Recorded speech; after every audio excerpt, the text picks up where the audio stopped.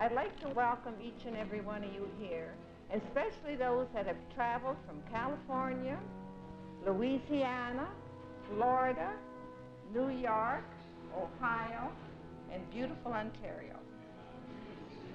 It seems as though the older I get, the quicker the wheel turns from homecoming to homecoming. Now this one has just flown by.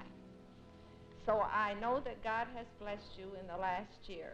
And if you came this afternoon expecting a blessing, you will surely receive one. Lord, I have nothing but this old life to give. Now I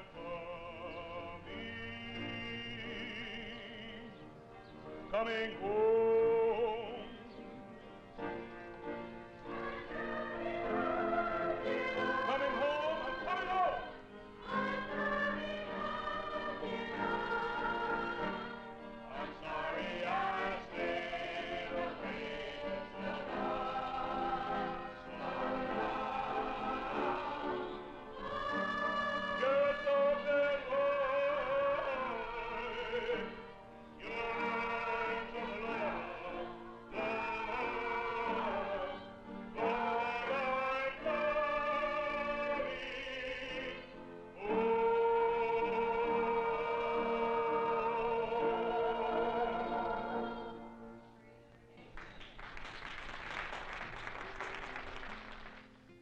In the old graveyards of Raleigh Township in southwestern Ontario lie many of the black pioneers of the Elgin settlement.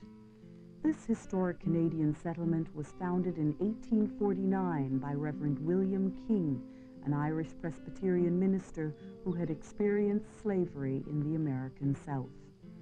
King's dream of a black settlement on lands north of Lake Erie near Chatham met with great protest, but he appealed to public opinion and in November 1849 arrived in Canada from Louisiana with 15 ex-slaves to build the Elgin settlement.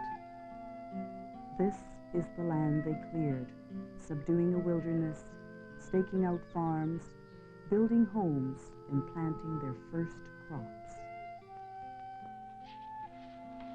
Dorothy Shadd Shreve's family settled just outside Buxton in 1852. They were always involved with life in the settlement. A founding member of the Raleigh Township Centennial Museum, she volunteers her time to keep Buxton's history alive. Reverend King's main reason for forming the settlement was to give the 15 slaves that he had inherited an opportunity to be free people and to make their own way in the world as free people. He thought that Canada was the only place where they could do that. This quilt was dedicated to the original Buxton settlers. Now the 15 slaves that Reverend King brought here were Eliza, Amelia, Isay, Emmeline, Talbot King, Benjamin Ferris, Jacob King, Fanny Ferris, Robert Ferris, Stephen Ferris, Peter King, Solomon, Harriet, Sarah, and Molly. The main livelihood of the slaves was to be farming. Definitely that was the purpose of buying the land, so that they could farm it, grow their own food, and grow other foods to sell, like wheat and corn and oats and barley and so forth. They also could cut wood and sell the wood. They could burn wood and sell the potash. But their chief livelihood was to be from the farm itself. Donald Johnston and his wife Lola live on the farm his grandparents established in 1855. Abraham Johnston escaped to Buxton in 1852 after the Christiana riots in Pennsylvania. Safe in Buxton, Abraham married Clarissa Bristow, who had come from Louisiana via Detroit. As far back as I can remember, there's always been a Johnson farm.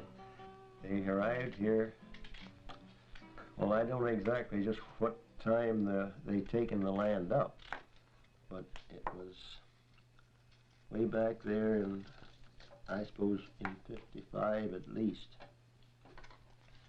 And they used to, they had a farm taken up back on number 2 highway. And it was so wet back there, then they come back here and settled. And they built a house down the road here, a log house. And that's where they started raising their family. And of course, those days they had big families. There was 12 children in the family. I was raised right here. Went to school at South Buxton here. Very few colored kids was in this area at the time when I went to school. And I still have the friends, and they're just as good as they were at the time. In 1854,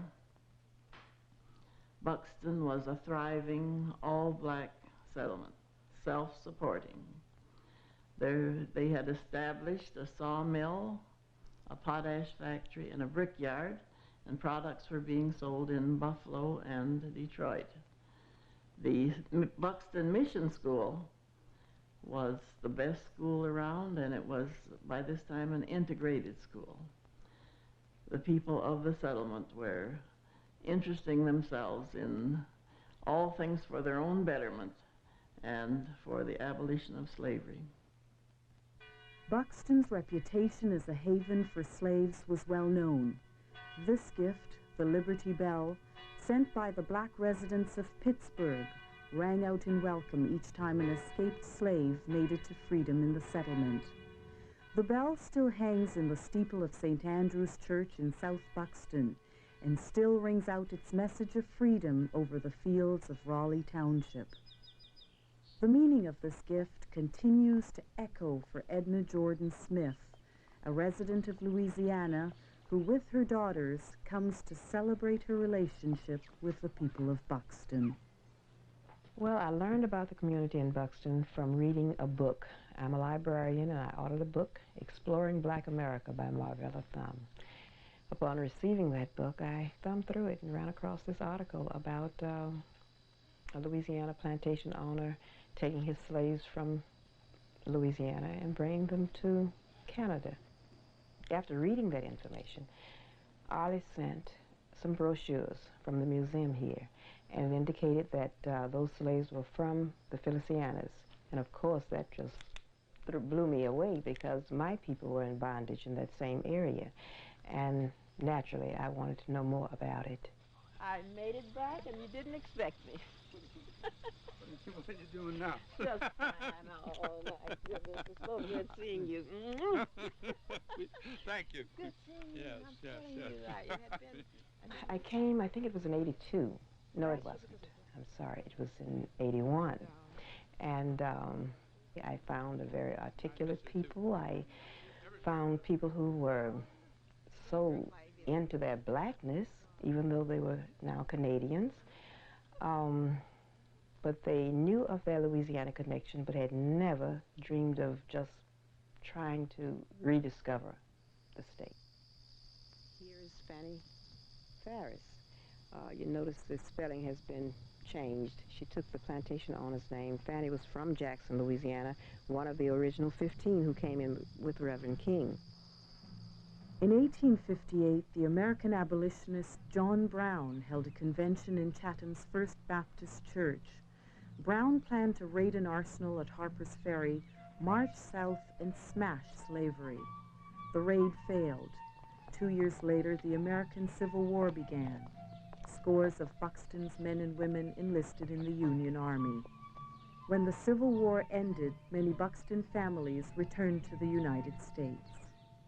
Many people returned to the USA after the Civil War in search of the relatives that they had left in slavery when they came to Canada. Each man had to travel for himself, really, to come to Canada, and they couldn't bring all of their relatives. They were not able to keep track of where their relatives were. Some were sold in slavery down the river and so forth. And they were people who were family-oriented. The black people were family-oriented.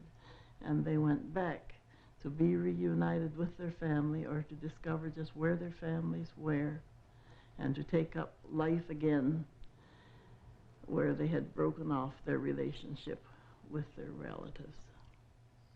The return to the South severely depleted the settlement. Without the vibrant community life they once had, some of the people who stayed on encountered difficult times. Some sold their farms to other people that come in the area, and that's the way it all went. All these farms along here was owned by the black people, but they lost it to through hard times, and couldn't make the money for to pay off the debts, and these people lost it to them. And they couldn't borrow money then from borrow. banks, you know. They had to go to individual to borrow money, and the interest rate was high, and if you just got back a little bit on your payments, Mother Johnson said they just come in and They had what they called chattel mortgages. Chattel mortgage. And that meant if you couldn't pay it at the end of the year, they could come and seize your stuff. The building of the railroads in the early 1870s provided jobs for many of the settlers who had lost their farms and those who had decided to stop farming. North Buxton then became the center of life for the Elgin settlement.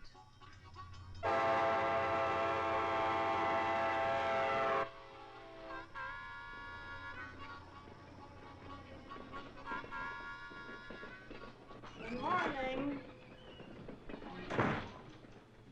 Nice warm day today, huh? Any mail, Shirley? Not yet. Not in yet. Okay. In the 1800s, there were 700 young people from here educated in the schools here, Buxton and Chatham, and of course Toronto, that went back and contributed to the Reconstruction in the South. A liter of milk, a liter of the 2%. Has Madeline called over this morning? Yes, she did. I don't know, but that's what Shelley was doing here. Oh, Shelley picked it up Shelley for her. picked it up for her. Oh, well, that's good. Okay, anything else? It isn't marked. I know what it is. I think that's all. If we could mark that, we could take them down to Brad. More than a century later, the people of Buxton prepare for their 62nd Labor Day weekend homecoming. Brian Prince is vice president of the North Buxton Centennial Community Club. He is very much a part of the preparations. His family settled in Buxton in 1851.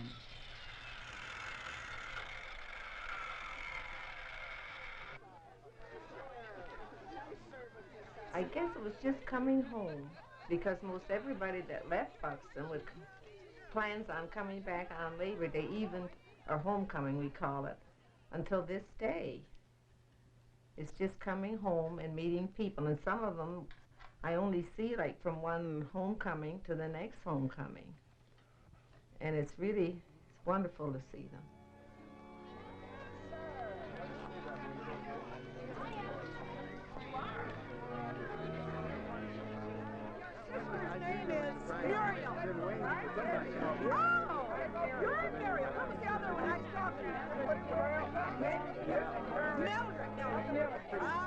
This was a sister too? Oh, do you know this group?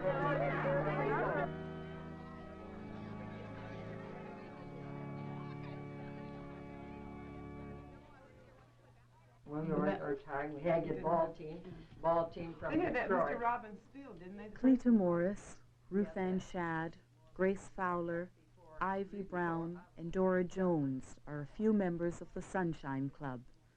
The club planned the homecoming since 1924 and still organizes part of the program. And we also had a booth outside the church, and we sold chicken sandwiches and things like that. And other members always helped. Lola and all other members helped, you know, we had different positions we had to work on. But I got a real enjoyment out of it, and I still do. Well, for me, I'm very family oriented. And I always feel very happy, and it just delights me to see some of my family members who haven't returned within the year, and not unless there's a death, but that's always sadness. But then we get together, and on Sunday we have a eat out and a sing out, and it's always great to see our cousin Frank, 96-year-old gentleman who just rejoices to come back on Labor Day. But it's a family-oriented for me, and they are so important, that element. Well, I think it's certainly a matter of whether and how important family, but I also think it's a matter of heritage. I think one really important thing about Labor Day is the fact that it's a one time when black people in southwestern Ontario and from other parts come back and get together, and I think that's one of the reasons why it's survived now. A lot of people, that's the only time of year that you can really go any place, well, other than Amherstburg or Caribana, which is more West Indian, but it's the only time you can go and see black Canadians, and I think that's really important to some people now. As we become more and more assimilated, I think we're getting away from that, but I think it's going to be a matter of heritage as well as family.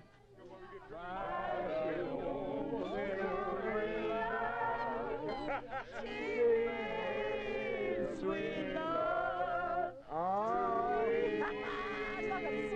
Look who's here.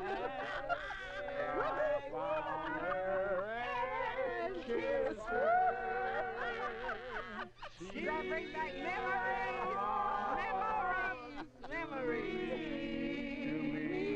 to me. I know it. Down by the old chariot trail,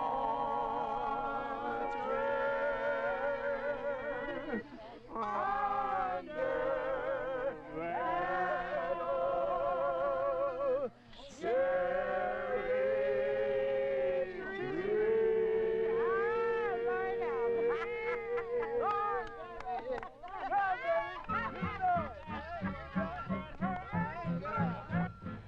Stanley Prince is Brian Prince's grandfather. At 93, he can still hold his own on the dance floor.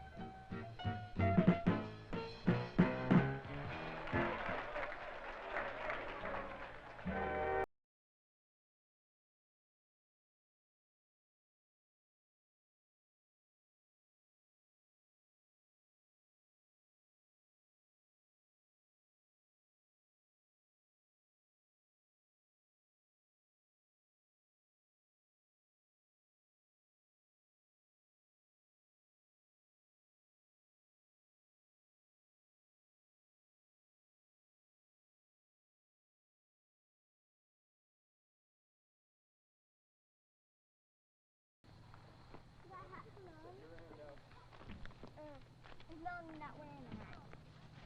Yeah. Hi, Mom. What's that?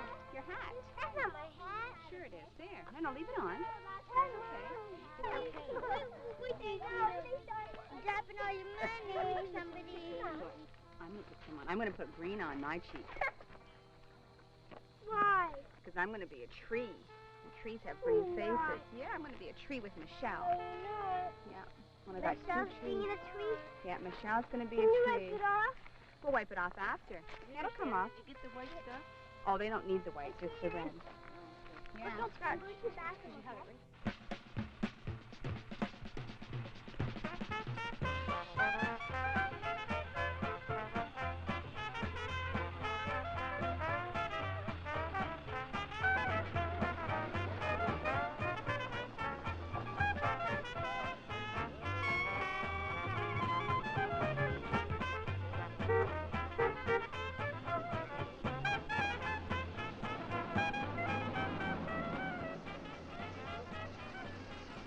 You just pull right up there in front of the priest. I'll tell you when to come in, okay?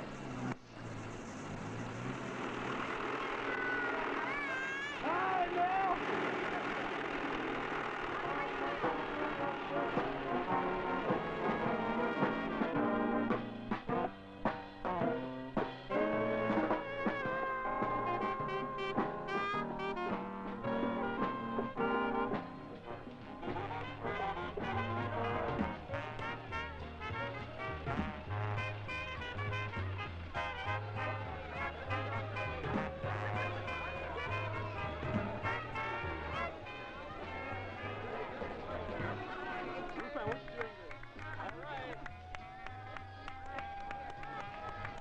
think people keep coming back because it's a chance to see their friends and relatives and old neighbors they had. It's sort of a time to recapture some of the feelings you had when you were younger growing up here. It seems as time goes on, people are more interested in the history of the area, and it's really important to come back and see those old landmarks and just remember who you are and where you came from.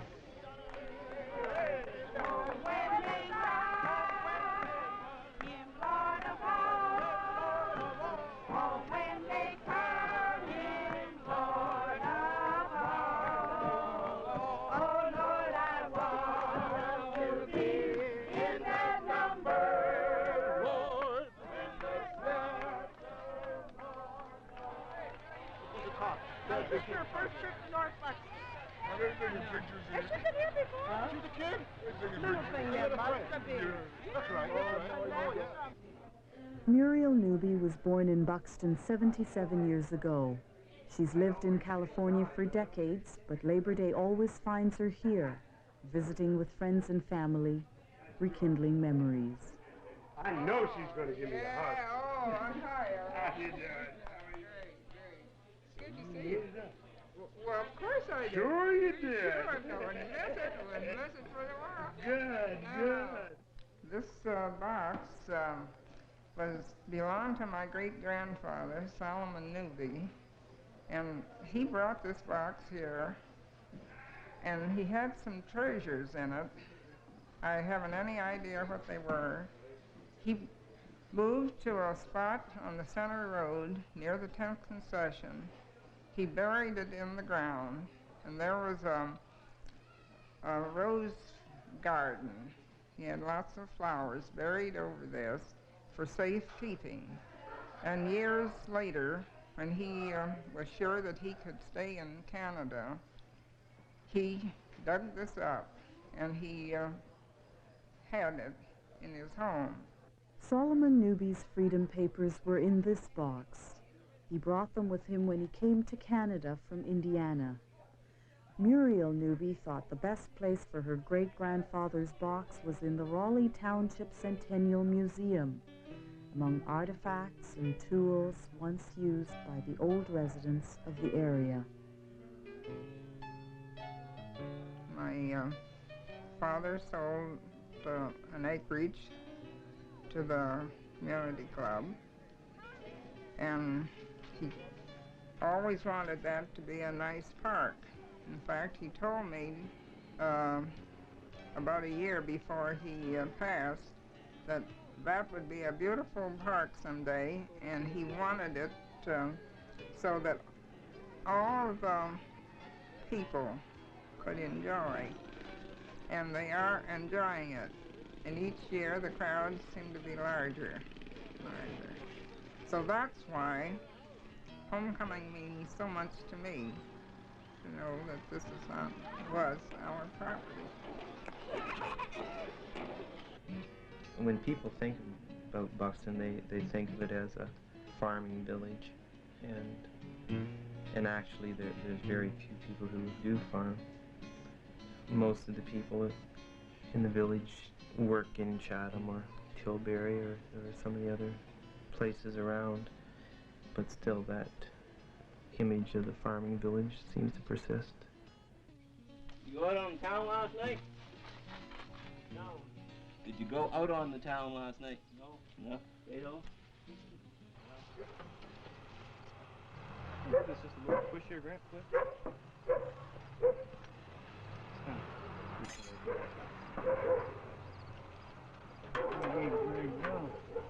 No, it's got a little bit of a lip on it.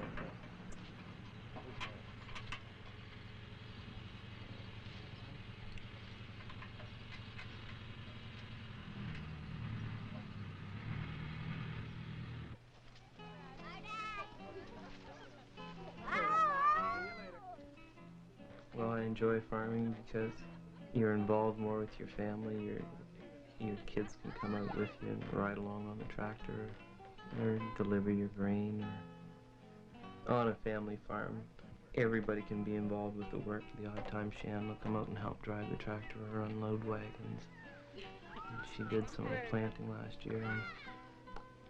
And then going back on the other direction, involved with my parents and grandparents, and it's just a nice way to live. On our farm, my father and grandfather and I, we each have our own land that we own or rent. But we do share all the same equipment. One will buy one piece and the other guy the next. And now that prices aren't so good and I don't have the money that I once had or should have, Dad's been buying more of the equipment lately. As far as the work goes, we just all chip in. We all sort of have our jobs to do, and well, we all stay busy. She's a little sticky. Yeah. So watch that. Be careful on those sharp turns. That thing will break it.